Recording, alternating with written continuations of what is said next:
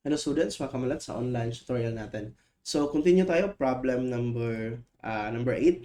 So, 10-meter fixed beam daw is loaded with 3 concentrated loads, 10, 20, and 30 kilonewton, spaced 3, 5, and 8 from the left support respectively. Anyway, question number 1, which of the following daw gives the moment of the left support in kilonewton meter if P1 and P2 is only considered.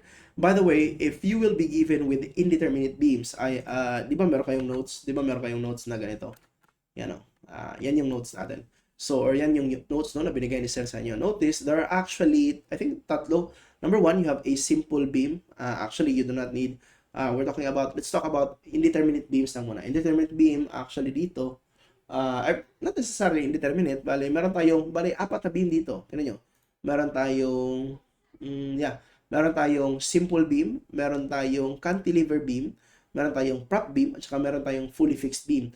So, I suggest, no, let's be honest, medyo mahirap i-memorize lahat ng to. Imagine you'll memorize all of this. Diba? Ito din.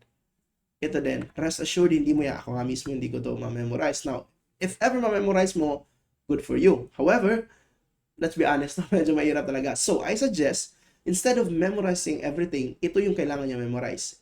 Yung first lang, ito lang. Basta meron ka lang concentrated load, rest assured you can get the reaction.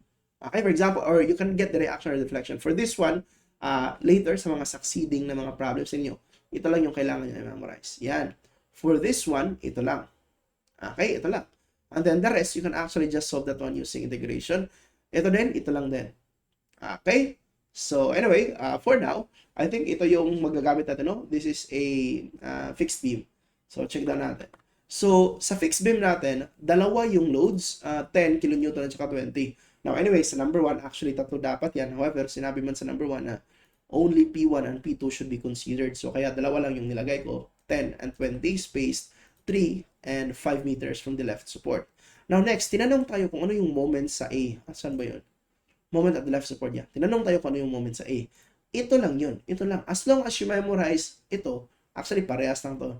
As long as to memorize mo to, then you can easily solve this you can easily solve the moment here. Direct sum to, PAB squared over L squared. However, you might ask, no sir, dalawa man ang loads, ito para lang to sa isa.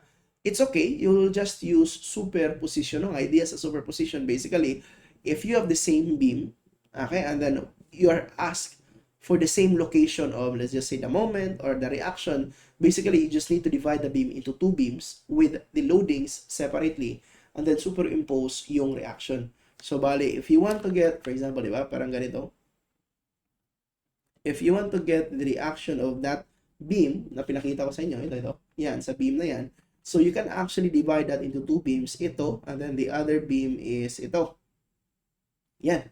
And then solve both MA, solve nyo yung both na ito, yan, isolve nyo yung MA1, isolve nyo din yung MA2 dyan, and then i-add nyo lang, you will get the total MA assuming na they are acting on the same beam. So ito yung ginawa ko dito, tanyo.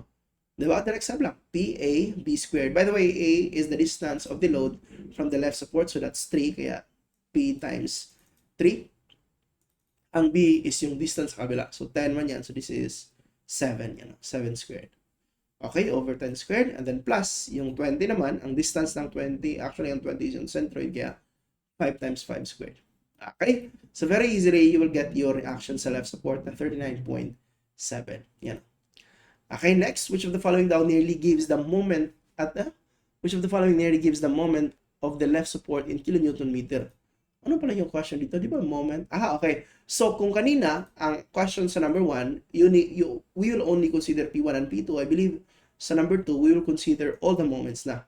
So, actually, same lang. Kung mapapansin nyo, the first two terms are the same sa answer natin sa number 1. However, we need to add the last term, which is caused by the 30 kilonewton load. Anyway, that's 30. And then, this is the left distance of 30 from the point A. So, that's 8. And then, ang right is 2 squared. So you have your MA. Yeah, no. This is for the second problem, considering the 3.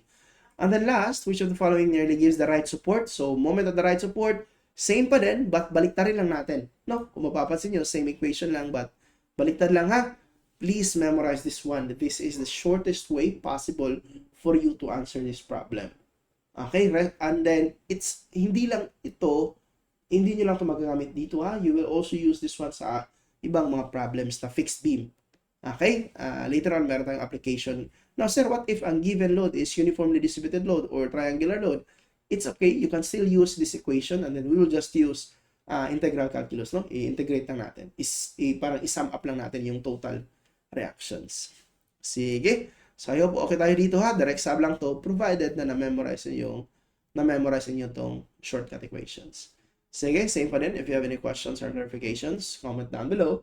And yun, maraming salamat sa panonood and see you sa next video natin.